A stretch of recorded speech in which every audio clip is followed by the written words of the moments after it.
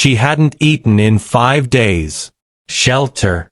Staff said she was too old, too far gone. But then someone whispered her name, and the 15-year-old German shepherd did something no one expected. What happened next left the entire room frozen and turned heartbreak into one final unforgettable miracle. The kennel was quietest in the back corner.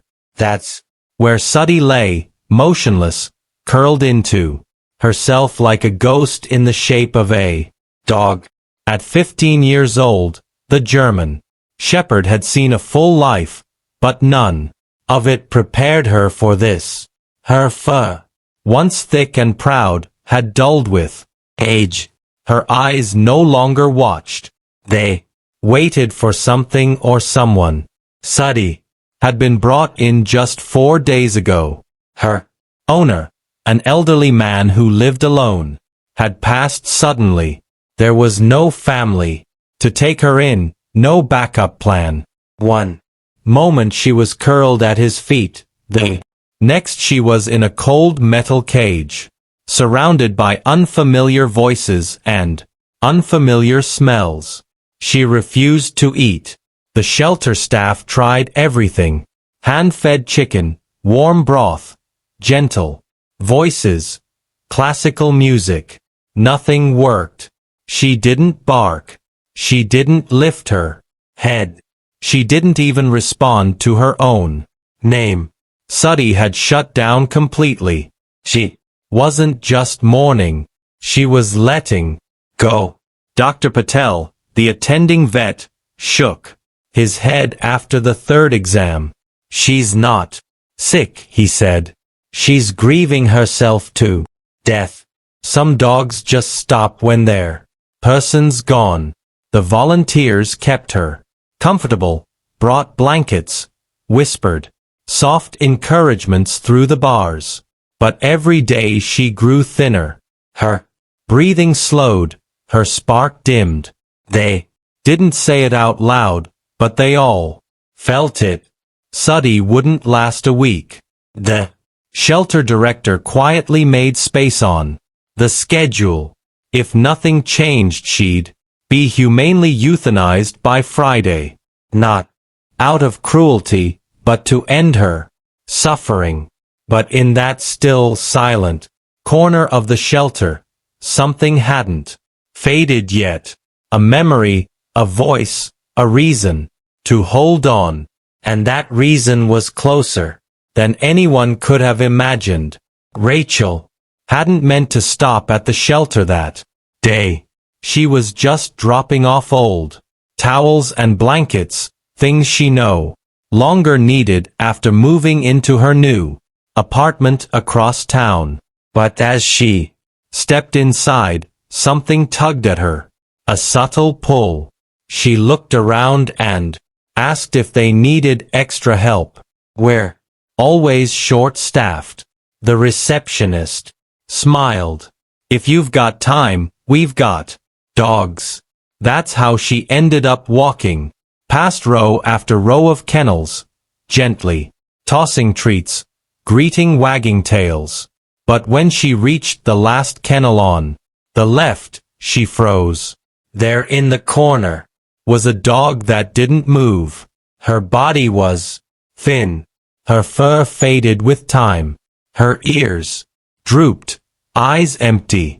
But Rachel didn't look at the condition. She looked at the eyes. She knew those eyes. Heart pounding.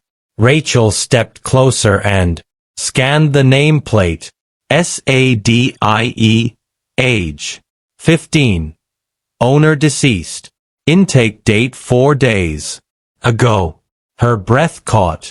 Number it couldn't be, but deep down she knew it was years ago, when Rachel was in high school. She lived next door to an old man and his loyal German shepherd. Suddy had been younger then, alert, proud, always watching the world with eyes that missed nothing. Rachel used to sneak her leftover sandwich crust through the fence They had a bond, a quiet one, but real. Sati, she whispered. No movement. Rachel stepped even closer, crouched low. Sadie, girl, it's me. Remember? Still nothing. And then an almost imperceptible twitch of an ear. Rachel's throat tightened. Her voice softened, further mimicking the gentle cadence the old man used. Sadie, girl, you're not alone. From behind the glass, Sadie stirred. The past had returned, and with it a sliver of something unexpected. Hope. The moment passed like a whisper. Barely there, almost imagined. But Rachel saw it. Sada's ear flicked again.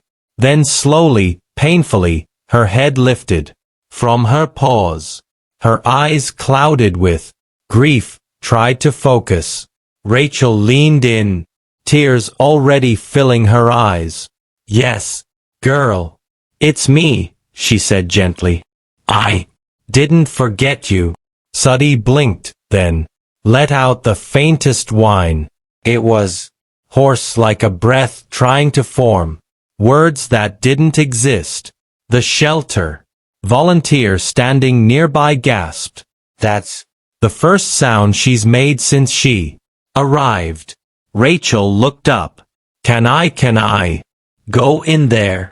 Normally protocol would have prevented it, but the staff exchanged glances and nodded. Go ahead, someone said. She knows you. The kennel door creaked open. Rachel stepped inside, her movement slow, cautious. She knelt beside Sadi, holding her hand out. The dog didn't flinch.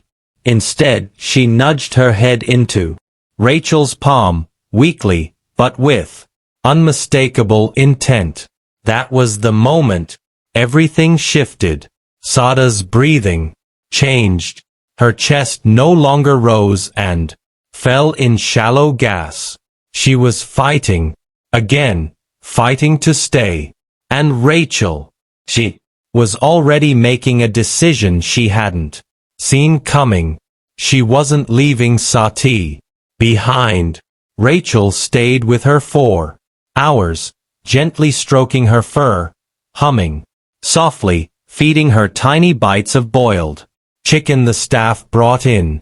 For the first time in 4 days, Sadi accepted food. She ate slowly, but she ate. By the end of the day, the staff had removed her from the euthanasia list. She has someone now, the director said, quietly watching the two through the glass. She found her reason. And Sadie. She lay with her head in Rachel's lap, eyes half closed, not from surrender, but from peace, the kind only love can bring back. Over the next few days, Rachel visited Sati every morning, always arriving before the shelter even opened. She'd bring soft blankets, warm chicken broth, and that same familiar tone in her voice that seemed to unlock memories in the old dog's heart.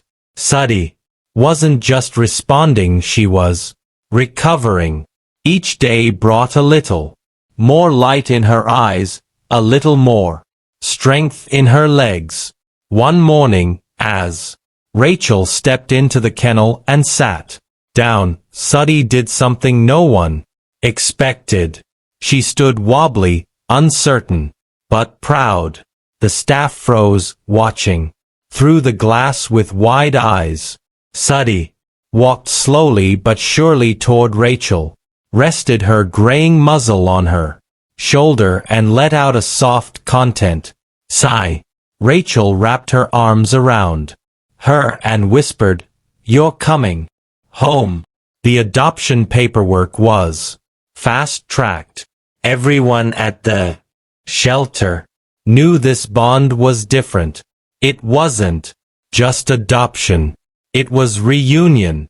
Rachel brought Sati home to a quiet space she had prepared with soft lighting, orthopedic beds, and warm food. but most importantly, love. Their days together were simple. Walks in the park when Sati had the energy, naps under the sunlit window, Rachel reading aloud as Sati rested her head on her lap. Time slowed in their world, every moment soaked in meaning. One rainy afternoon, Rachel opened an old photo album. She found a picture from years ago. Her teenage self in the neighbor's yard. Sadie just behind the fence peeking through. She turned the album towards Sati, smiling. See, you were always part of my story. Sati's tail gave the softest wag. Her body was tired, but her heart was full. The girl who once fed her sandwich crusts had become her second chance. And somehow, in the quiet of those days, both had found healing in each other's presence. Sati lived for 6 more months. They weren't long, but they were everything. Each morning, she greeted Rachel with a gentle tail wag and a soft groan. The kind of sound old dogs make when they stretch into the sun. Their routine was quiet but full of meaning. A warm breakfast, a slow walk through the garden, and hours curled up together on the porch swing, wrapped in a blanket of love and memory. Rachel took photos, lots of them. Sadie with her head on a pillow. Sati sniffing flowers. Sati watching the rain from the window. Each image told a different chapter of the life she'd reclaimed. And as Rachel shared their story online, thousands followed their journey. Sati became a symbol not just of survival but of what love can still do. Even at the very end, people from around the world sent letters and gifts. Seniors, grieving pet owners, even children drew pictures of Sati and wrote, "You're my hero." One note read, "She didn't get a second chance. She gave one to us." And then, one golden afternoon, Sati fell asleep by the window, head resting on Rachel's foot as the breeze carried the scent of lavender through the open door. Her breathing slowed, and in that peaceful moment, she let go. Rachel didn't cry right away. She just sat there stroking Sadie's fur, whispering, "Good girl. You did so good." Later, she placed a photo of Sati in a small frame next to the front door. A reminder, a promise that old souls still matter. That no story is over until it's truly finished. And sometimes even then love writes a final page no one saw coming. Sati may have been 15 and forgotten, but she left this world deeply, fiercely loved.